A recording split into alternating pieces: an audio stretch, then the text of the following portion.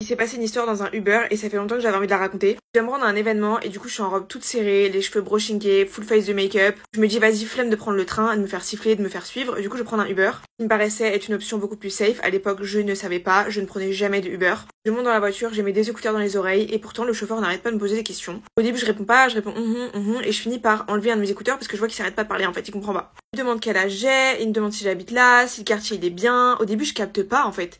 Quand on te pose des questions comme ça tu dois mytho, genre c'est là où tu dois sortir ton meilleur jeu d'acteur. Mais moi je savais pas, encore une fois, c'était il y a 1 an et demi. Il me demande ce que je fais dans la vie, il me demande si j'ai un Insta, je veux pas lui répondre parce que ça me met mal à l'aise. En fait, il va trouver mon Insta, pull up mon full Insta sur le téléphone qui est sur le pare-brise de la voiture. Vraiment, genre, aucune honte. J'ai pas donné mon prénom, il a utilisé le prénom qui était sur la course Uber, donc parce que j'avais mis mon vrai prénom. Il me dit qu'il me trouve belle, il commente mes photos, moi je suis hyper mal à l'aise. Il me demande si je suis en couple, il me dit que je ressemble à son ex. J'étais visiblement inconfortable, chaque seconde était un enfer. Je vous jure, j'ai regretté tellement fort d'avoir pris un Uber, je me suis dit putain j'aurais mieux fait de prendre le train. Il me demande si je veux voir des photos de son ex, qu'elle était blonde, qu'elle était trop belle. Je lui réponds que non en fait, j'en ai rien à faire. Et il me pull up des photos de sa full ex sur son téléphone, sur le pare-brise de la voiture. Dans ces cas-là, en fait, en tant que meuf, tu te sens méga vulnérable. Je fais 1m69 dans une petite robe toute serrée. Si je commence à m'énerver et qu'il le prend mal, bah en fait je fais quoi? Imagine il décide de m'emmener dans un chemin bizarre que je connais pas. En fait t'es totalement à la merci du mec, de cet inconnu, genre t'es dans la voiture d'un inconnu. En plus le trajet était long, enfin on passait par des endroits où je savais même pas où on était.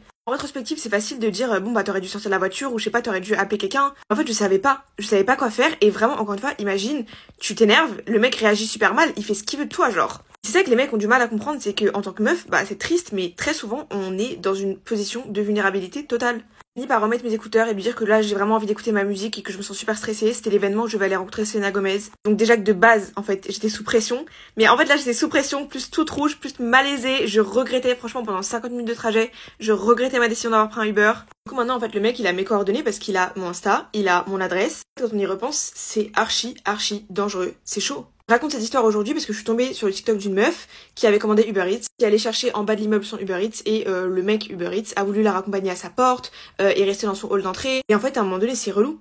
Genre c'est relou, tu payes un service pour t'emmener d'un point A à un point B, le mec c'est un inconnu, il te met super mal à l'aise dans sa voiture, alors tu payes quelqu'un pour te ramener de la nourriture et en fait il est super relou, genre il reste dans ton hall d'entrée, enfin c'est quel genre de malade en fait. Prends les transports, tu te fais suivre, tu te fais siffler, j'en ai marre d'avoir peur tout le temps. Je trouve que c'est hyper important qu'en tant que femme on lève le tabou sur ce sujet-là et qu'on décide d'en parler. Maintenant je prends pas Uber, je prends G7, ça coûte beaucoup plus cher. Si vous êtes sur Paris ou en banlieue parisienne, prenez G7. Les chauffeurs sont des professionnels, il m'est jamais arrivé quelque chose de bizarre avec G7 et je mets tout le temps une casquette, des lunettes de soleil, un sweat par-dessus ma tenue si je suis en robe. Franchement c'est triste à dire mais je sors jamais prendre un taxi quand je suis en mini-robe. Je mets tout le temps un sweat par-dessus, tout le temps mes écouteurs, je réponds pas au chauffeur, je parle pas. En commentaire vos tips pour être safe, comme ça on peut toutes et tous s'entraider. Bye.